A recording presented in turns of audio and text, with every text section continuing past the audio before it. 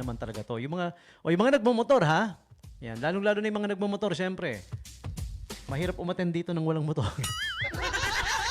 Kasi ano to, ang title pa lang eh. Kailangan mo na ng motor. Ride Against Crime and Corruption. Ayan. Calling all motorcycle club officers from Bataan, Olongapo, and Zambales. Officers muna ha, yung tinatawagan. Hindi lahat kasi baka dumagsa lahat. Bawat club kasi maraming members yan eh, no? O, yung mga officers muna po, tinatawagan natin. Sali kayo sa ating gaganapin na Ride Against Crime and Corruption. Yan. Something that's gonna be worth your while, definitely. Yung meeting muna ang atin na natin, nagaganapin sa April 18, 2026, 10 a.m. at the SBCI School Campus. Alam niyo kung saan yung SBCI, right? West Bahak, Olongapo City. Ang Subic Bay Colleges Inc. nasa dulo yan ng pilahan na jeep na blue. Ayan, okay? Kung alam niyo yung pilahan ng jeep na blue, yung pinakadulo nun, yun. Numbers 2 and 3, 18th Street, West Bahak, Olongapo City, ang SBCI. Nabanggit na rin lang yung SBCI. Masingit ko na rin. Sa susunod na enrollment, dyan nyo na-enroll yung mga anak nyo. Di ba? From kinder, grade school, K-12, college, vocational courses, tech-book courses, at may driving school pa. No, marami, kompleto na lahat ng kailangan mo. Air-conditioned rooms, di ba? Plus, marami pang magagandang offer for your students, for the kids, na talaga namang na makakagaan sa mga magulang na nagpapaaral ng anak. You guys, check it out. Okay? Promise. Numbers 2 and 3, 18th Street, West Bahak, Olongapo City. Yan. Yung mga nag-aaral pa ngayon, baka gusto nyo rin mag-transfer, i-transfer nyo na. For sure, pag na-transfer nyo yung anak nyo, masasabi nyo na, ba't ngayon ko lang ginawa to? Ba't ngayon ko lang transfer to? Ba't ko kinakausap ang sarili ko? Ba't may naririnig akong boses? SBCI. Yan, bear in mind, yung mga pinapaaral na kids, mga chikiting, yan, tanungin nyo si nanay, tatay, sabihin nyo, tell them about SBCI. Okay? Numbers 2 and 3, 18th Street, West Bahak. Ayan. Nabanggit ko lang kasi doon gaganapin po yung meeting ha, ng Ride Against Crime and Corruption, April 18, 2026, 10 a.m. Join us to plan a ride for a cause. Kasi nga meeting pa lang to, ipaplan natin. Comment or message your contact to join sa Facebook page ni Teniente Milbert Adlawan, Kagawad. Ayan, okay? Let's unite, plan, and ride for a safer, corruption-free future. A project of the radio program Aksyon Bandera, ang inyong sumbugan. Tuwing Sabado, 3 to 4 p.m. dito lang sa 107.1 FM Radyo Bandera. Idulog mo kay Kagawad Milbert Adlawan, the anchorman for that radio show also. So again, all motorcycle clubs, mga club, yung mga officers nila, ayan, makimiting muna kayo sa April 18. Paplanuhin natin yung ating ride for Ride Against Crime and Corruption. Kaya yung ride natin mismo, wala pang date kasi nga paplanuhin pa lang. Tsaka wala pang location, ano? Yung ruta, yung pupuntahan natin na para sa ride natin. Okay?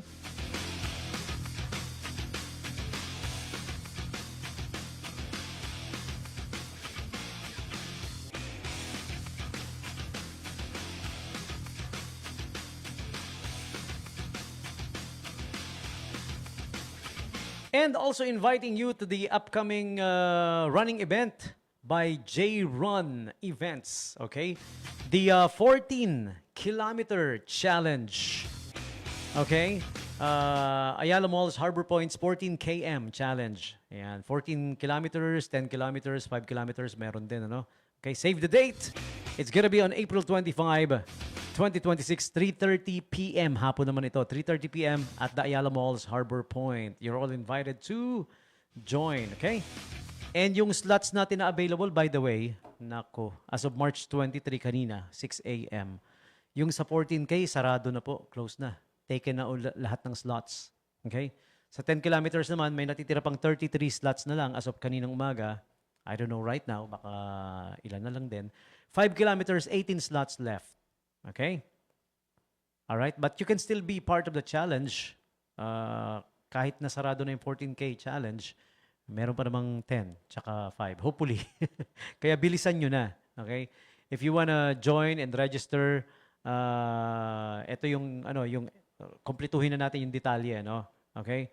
Walang registration fee. Okay?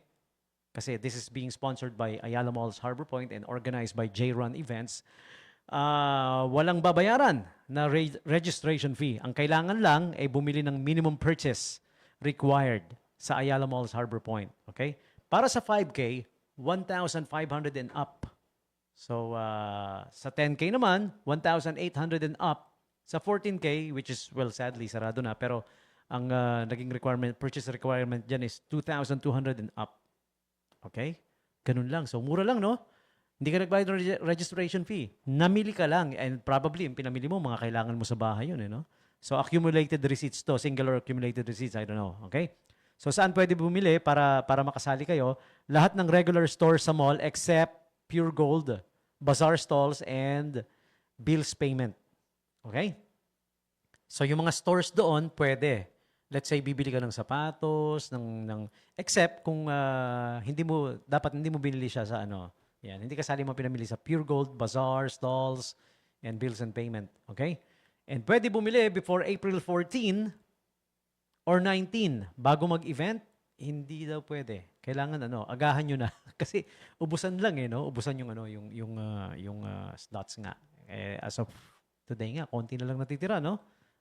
And ito pa yung isa pang frequently asked question. May confirmation ba after mag-fill ng form? Wala po. Pero kasama ka na sa reserved slots kapag nag-register ka na online. Yan, okay? Okay. And kailan at saan kukunin ang race kit? April 14 to 18, 2026 at the Activity Center of Ayala Malls Harbor Point. Yan, okay? So, kumpletong detalye, ha? Kung gusto nyo pang ulitin yung detalye na sinabi ko, puntahan nyo lang yung Facebook page of J-Run Events. Just look it up. J-R-U-N Events on Facebook. Okay? So again, kita-kits tayo ha. Gaganapin sa April 25, 2026, 3:30 p.m. at the Ayala Malls Harbor Point.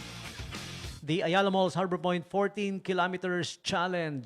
May kasama ring 10K and 5K of course.